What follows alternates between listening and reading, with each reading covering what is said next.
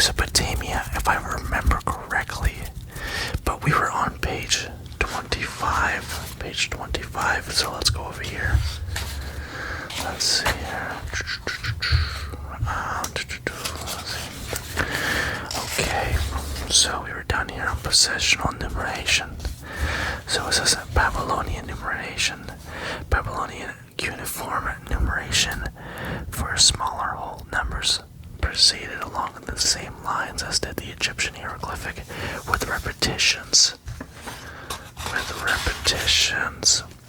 The symbols for units and tens were the Egyptian's architect carving on stone by Ray 59 as the symbols.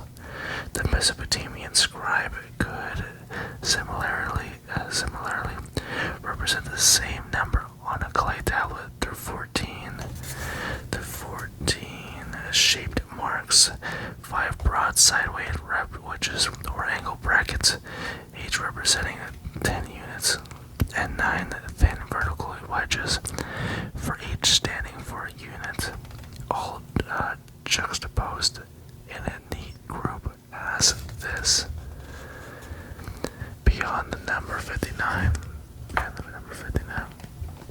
however, the Egyptian Babylonian systems differently marked. Perhaps it was the inflexibility of the Mesopotamian writing materials, possibly if was a flash of imaginative insight that made the Babylonian aware that their two symbols for units and tens suffice for the representation of any integer, however large, without excessive repetitiveness.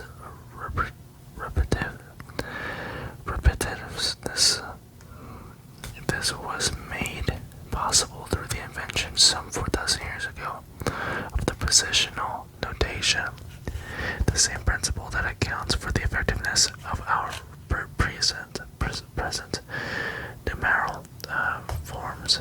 That is, the ancient Babylonians saw that their symbols could do double, triple, quadruple, or any degree of duty simply by being assigned values that depend on their relative positions in the representation of a number.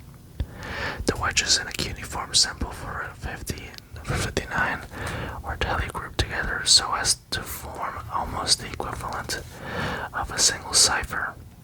Appropriate spacing between groups of wedges can establish positions. Read from right to left that correspond to ascending powers of the base. Each group then has a local value that depends on its position. Our number 222 made use of the same cipher 3 times, but with a different meaning each time. Once it represents 2 units, the second time it means 2 tens, and finally it stands for 200. That is twice the square of the base 10 in a precisely analogous way. The Babylonians made multiple use of each of such a symbol as this. When they wrote this, clearly separating the 3 groups of 2 wedges each, they understood that the right hand group to mean 2 units, the next group to mean 2 their base 60, and the left hand group to signify twice the square of their base. This numerum therefore denoted as 2 multiplied by 60 squared plus 2 multiplied by 60 plus 2, or 7,322 in our notation. There is a wealth of primary material concerning Mesopotamian mathematics, but oddly enough, most of it comes from the 2 periods widely separated in time. There is an abundance of tablets from the first few hundred years of the 2nd millennium BC, the Old Babylonian Age, and there are many also for the last few centuries of the 1st millennium. The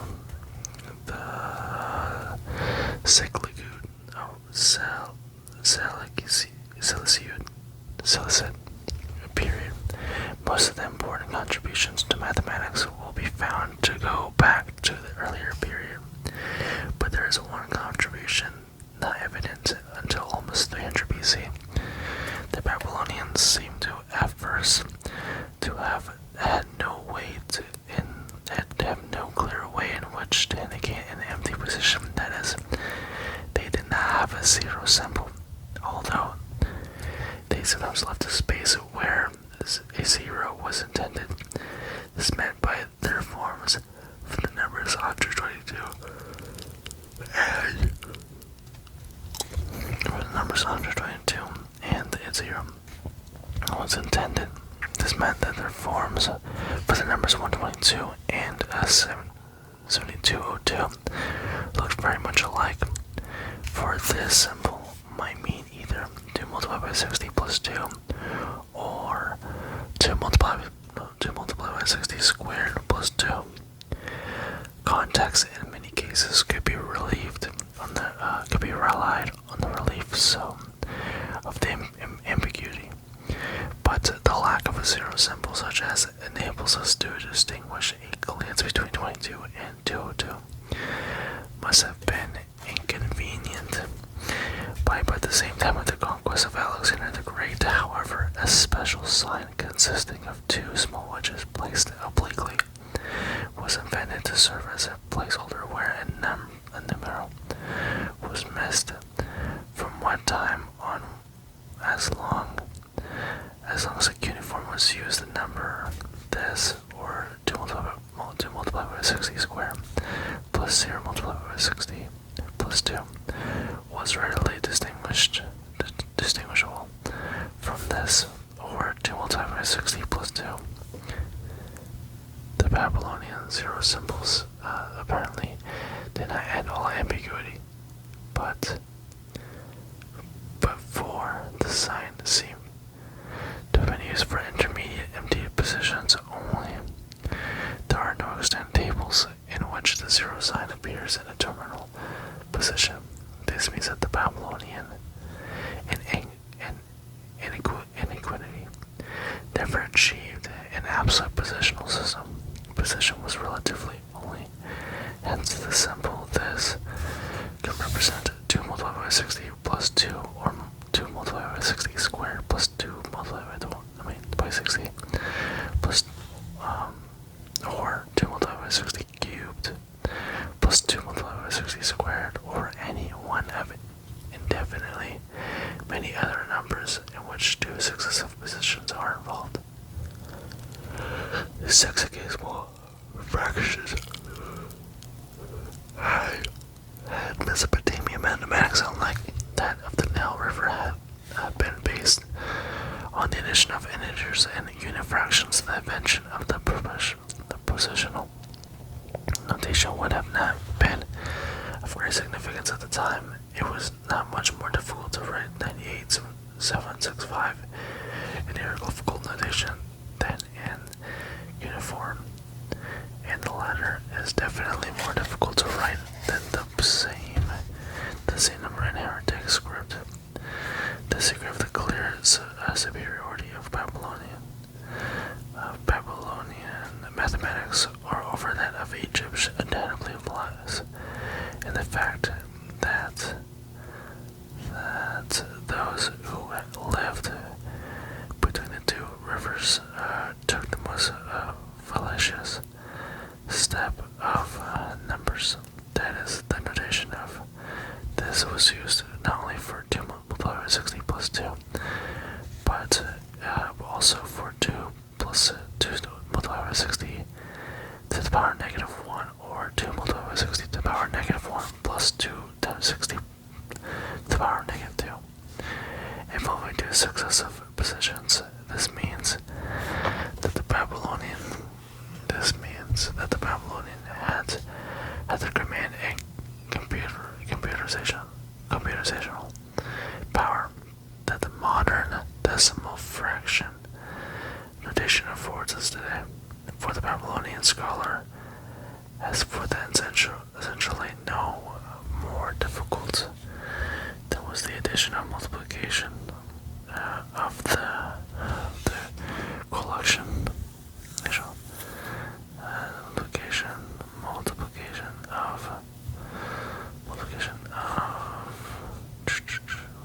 of the whole numbers 23, 45, and 98, 76. And the Mesopotamians were quick to exploit this important an old Babylonian tablet from the Yale collection. Number 7289 includes the calculation of the square root of 2 to 3 sexagesimal places. The answer being written like this.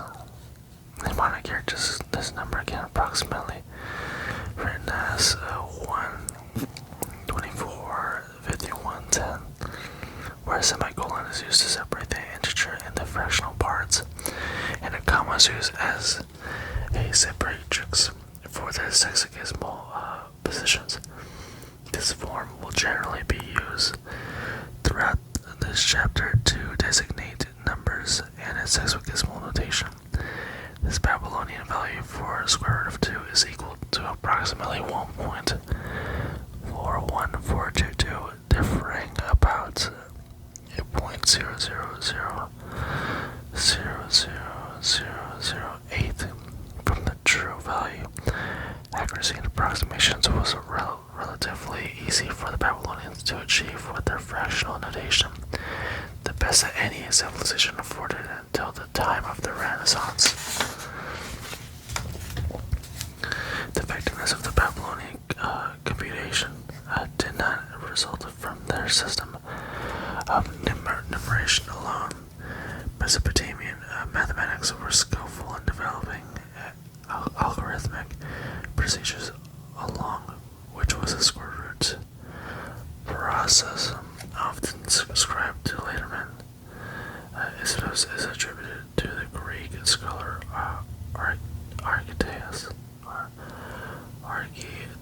Archytas from 428 to 365 BC, or to Aaron of Alexandria, ca. 100. Okay, let's see, ca. 100. Occasionally one finds Colby Newton's algorithm. This Babylonian procedure is as simple as it is effective. Let x equals square root of a be the root desired, and let a be the first approximation to this root. Let a second approximation b1 be found from the equation b1 equals a over a1. If a1 is too small, then b1 is too large, and vice versa. Hence, that algorithmic mean a2 equals 1/2 multiplied by a1 plus b1 is a plausible approximation inasmuch as a2 always is too large. The next approximation b2 equals a over a2 will be too small, and one takes the arithmetic mean a3 equals 1/2 multiplied by a2 plus b2. To obtain a still better result, the procedure can be continued indefinitely. The value square root of 2 on the yield tablet 7289 will be found to be that of a3, where a1 equals 1 and then 30. The Babylonian square root algorithm will finds an iterative procedure that could put the mathematics of the time in touch with infinite procedures. The process, but scholars of that time did not.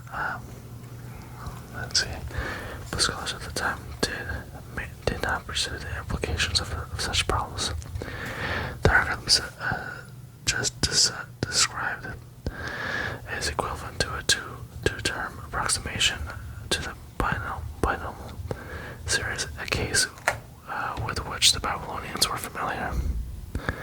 Okay, see, to the binomial series, a which the Babylonians were familiar. If a squared plus b and then square rooted, design the approximation a1 equals a leads to b1 equal a squared plus b. Okay, and then a in a1 equals a1 plus b1 actually divided by 2 equals a plus b, and then 2a in the parentheses, which is in agreement with the first two terms of the expression of a2 plus b and then square root, and provides an approximation found in the Old Babylonian text, despite the efficiency of the rule for square roots. The Mesopotamian scribes were to have intimate, of course, the modern applied mathematician, and having frequent resource to the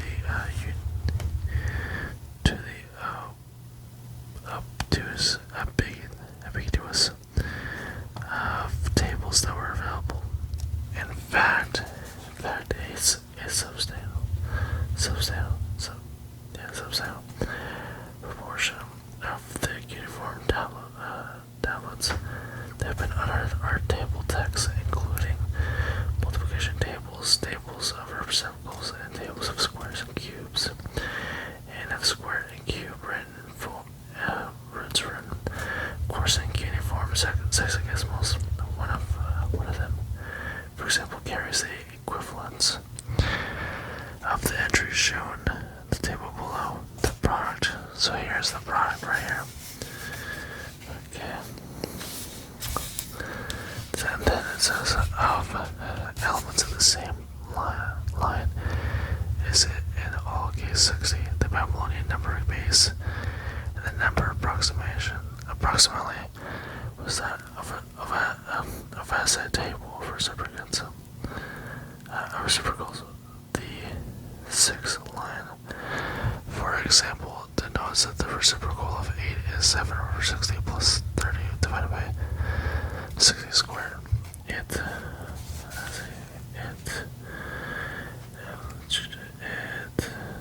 will be noticed because the reciprocals of such a regular number of non-terminating integers in our decimal system with the reciprocals 3, 6, and 7, and 9 are infinite when expanded decimally. Again, the Babylonians were faced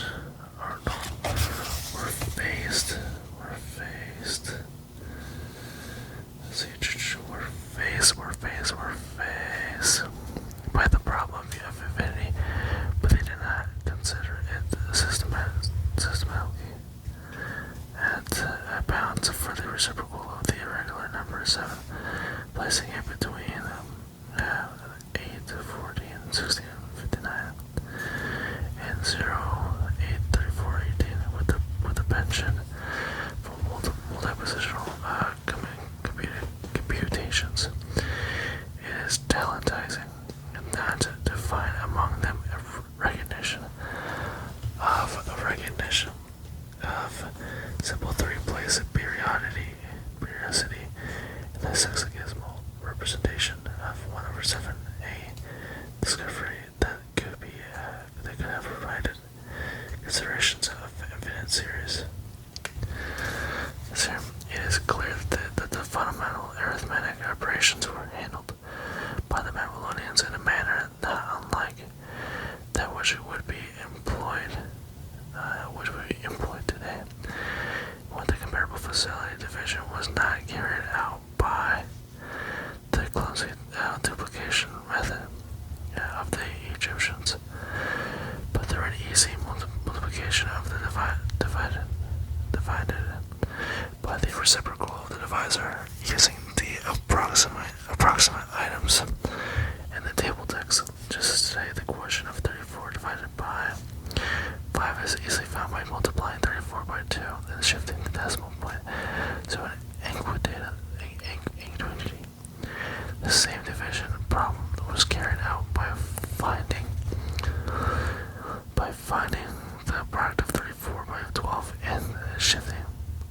sexagesimal place to obtain 6, 1 over 6, and then 8 over 6.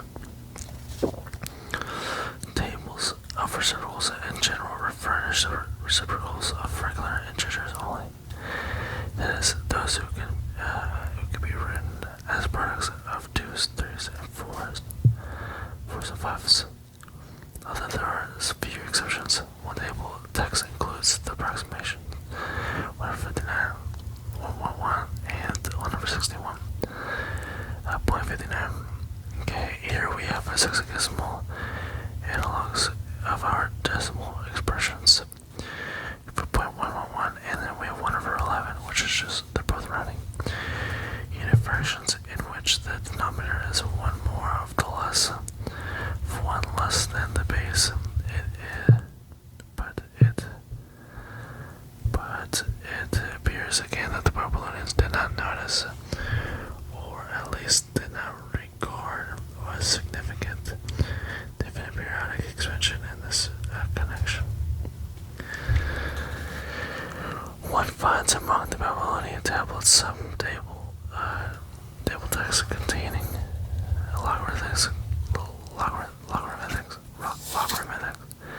logarithmic, or more properly speaking, an anti-logarithmic exponential for logarithmic tables have been found in which the first 10 powers are limited for the bases 9, 16, 1 and 40, 3 and the 45, all perfect squares. The raise of a problem text of what power? A certain number must be raised. A certain number must be raised in order to yield a given given number. Given number is equivalent to our question: what is logarithmic? Logarithm. Or they give it a number of a given number in a system with a certain number as base. Matters of language and notation are not that a single number was systematically used as an hour, not used as a bust in varied connections, and that the gaps between entries in the ancient table are far larger than our tables. Then, too, their logarithm tables were not used for general purposes of calculation, but rather to solve certain specific questions, despite the large gaps in their exponential tables. Babylonian mathematics did not hesitate to interpolate by proportional parts to approximate intermediate values. Linear interpolation this seems to have been a commonplace procedure in ancient Mesopotamia, and the positional notation lends itself conveniently to the rule of 3, a clear sense of the physical use of interpolation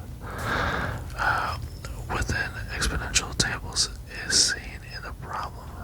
Practical use of interpolation within exponential tables is seen in a problem text that has asked how long it will take money to double at 20% annually. The answer given is 347 and 1320. It seems to be quite higher than the scribe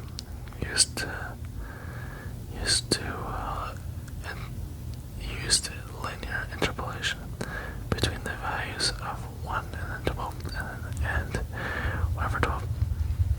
For lowering the compound interest formula, A equals B multiplied by 1 plus R to the power of n, where R is 20 and R is 20 percent more 12 over 60, and reading values from the exponential table with powers of 1 and then 12. Okay. Then we have algebraic problems. One table in which the Babylonian found considerable use is not generally included in the handbooks of today. There was a tabulation of the values of n cubed plus n squared for integral values of n. A table is essential in Babylonian algebra. The subject ranges a considerably higher level in Mesopotamia than Egypt. Many problem texts from the old Babylonian period show that the solution of the complete third-term quadratic equation afforded to the Babylonians to serious difficulty for flexible algebraic operations have been developed. They could transpose terms in an equation by adding equals to equals, and they can manipulate both sides by like quantities to remove fractions, or to eliminate factors by adding 4 multiplied by a multiplied by b to a minus b squared. They could obtain a plus b squared, for they were familiar with many simple forms of factoring. They did not use letters for unknown quantities. For the benefit for the alphabet had not been invented, but words such as length, breadth, area, the volume serve effectively in this capacity. That those may well have been used in a very abstract sense, suggesting by the fact that the Babylonians had no qualms but adding a length to an area or an area to a volume. In such problems, if taken literally, could have no practical basis in administration. Egypt algebra has been much concerned with linear equations, but the Babylonians evidently found these two elementary for much attention.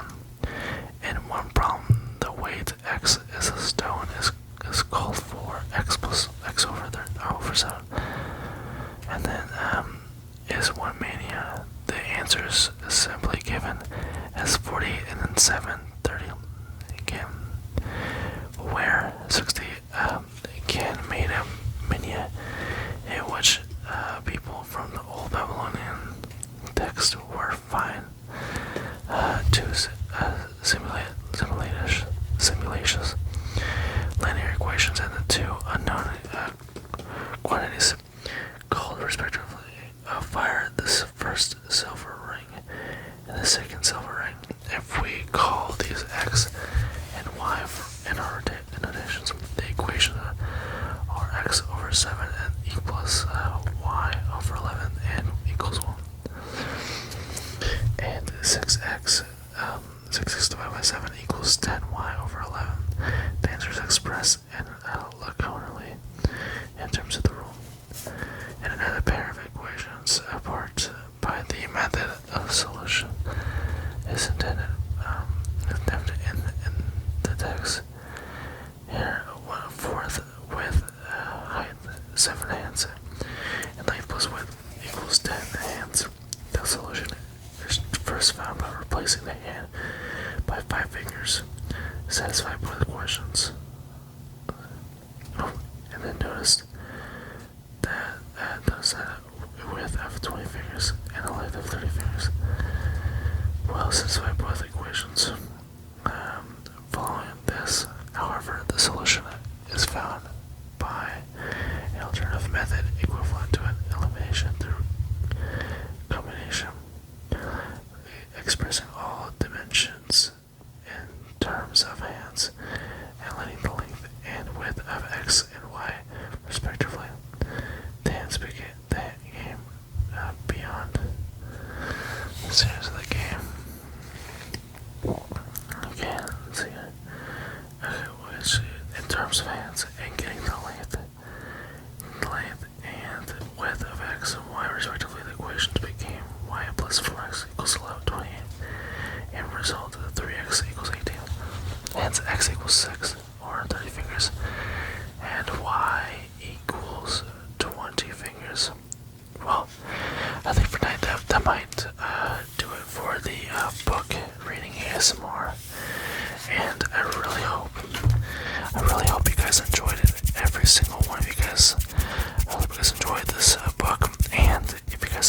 questions down below, please list them and I will answer them for you, as well as subscribe to the channel. And then also I like to say, no matter, if it's morning, afternoon, or night, I want you guys to have a great and good sleep, okay? And a great sleep. And this was